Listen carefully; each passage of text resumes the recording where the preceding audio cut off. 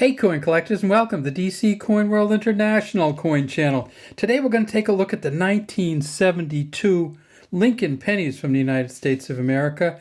We have this one here, which is a Philadelphia one. You can tell it's Philadelphia because it doesn't have a mint mark. This one here is a Denver mint coin with the D down here. And this one here is a San Francisco mint coin.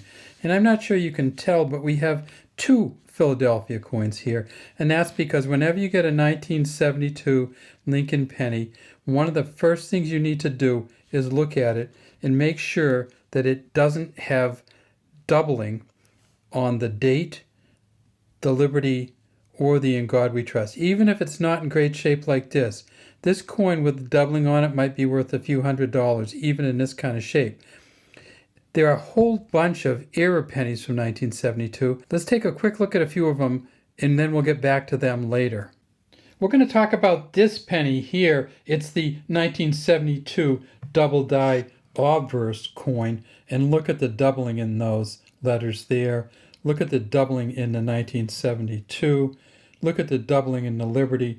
This is a $20,000+ coin. If you're looking for a weird coin that's worth a lot of money, this might be the one for you. And this is a $50 Kennedy $50 struck on a 1-cent planchet. And then there's this one. This is actually a washer, a steel, they believe, washer. All right, let's get back to our coins. So here's our 1972 regular Philadelphia coin, and you can see this is really pretty beat up. It has some kind of great texture and coloring to it, but those don't add to the value of this particular coin. In 1972, they made 2.9 billion pennies in Philadelphia. They're 95% copper, 5% zinc. The auction record for one of these is $3,290. At a mint state 65, they were $16. At a mint state 67 plus, PCGS grade values these at $3,500. On the back, of course, is the Lincoln Memorial. United States of America, 1 cent, E pluribus unum, Lincoln way down there in the middle. And then over here, there are some initials, which are often hard to see, an F and a G for Frank Gasparo, who engraved this coin. We're going to talk about this penny here. It's the 1972 double die Obverse coin, and look at the doubling in those letters there. Look at the doubling in the 1972. Look at the doubling in the Liberty. This is a $20,000+ coin. There's plenty of these double die Obverses out there. Not many of them look this good. There have been literally thousands of these double dies graded by PCGS, and there's probably thousands more out there. Again, you're not going to find one that looks this good, which is just amazing, the doubling in there.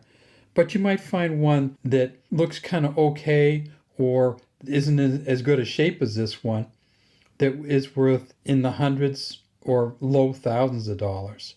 So take a look for them out there whenever you get a 1972 Philadelphia coin, and that's the 1972 coin without the mint mark below the 1972. These coins were also made at the Denver Mint. 2.7 billion made at Denver. The auction record is 4,250, but the current high value Denver Mint coins, a mint state 67 plus, which is valued at $2,850. At a mint state 65, you're only talking about $18. So it has to be really, really good shape to have a value if it's from Denver. They also made these coins at the San Francisco Mint. And to the San Francisco Mint, they made regular strike coins, 380 million, and they made proof coins. The best regular strike coin is a mint state 67 plus that's worth $16,000. There is a proof coin from San Francisco. It won't look like this. It'll be much shinier. And if you can get it with a deep cameo, and here's that deep cameo proof coin on the PCGS website. You can see there's this one here, and then there's a much darker looking one over there. And we look down here and we see that it has sold for as much as $1,495.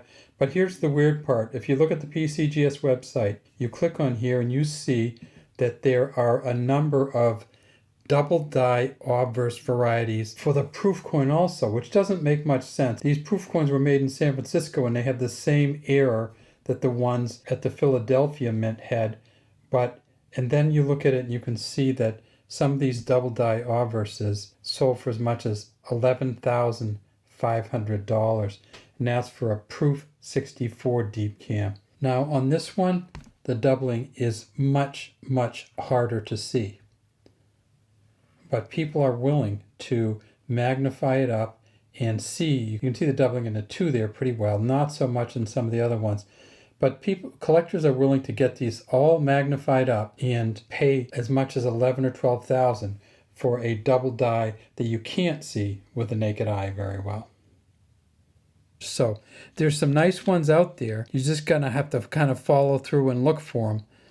And one of the places you can often look is in the coin sets for the year. If you're looking for a penny that's in good shape from San Francisco, from Denver, or from Philadelphia, take a look into coin sets and you may be able to find some that are relatively high in value. Now let's go back and take a look at those error coins that we have talked about. If you're looking for a weird coin that's worth a lot of money, this might be the one for you. And this is a Kennedy $50 struck on a 1-cent planchet. So that's why you can see it's so brown through there. You can't see the whole 1972 underneath Kennedy's neck, but you can see enough to know that it's 1972. And if you look on the back, you see this beautiful reverse on there that kind of centers the eagle, but doesn't even center it very well. And there it is again. It's a Mint State 63 red-brown because it's on a penny planchet. Half penny, I guess, is what we might call it. And then there's this one, and this is just, there's a weirdness to this. This is actually a washer, a steel, they believe, washer that sold for $4,887.50. It's a 1972 Denver penny, so we do have an expensive Denver one here. And if we look on the back, this is just really kind of beautiful here.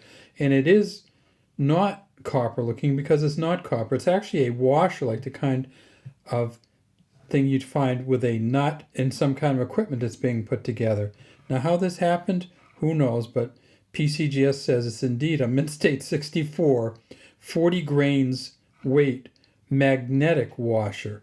So that's another reason that we know it's not copper, because this is a highly magnetized material like a steel.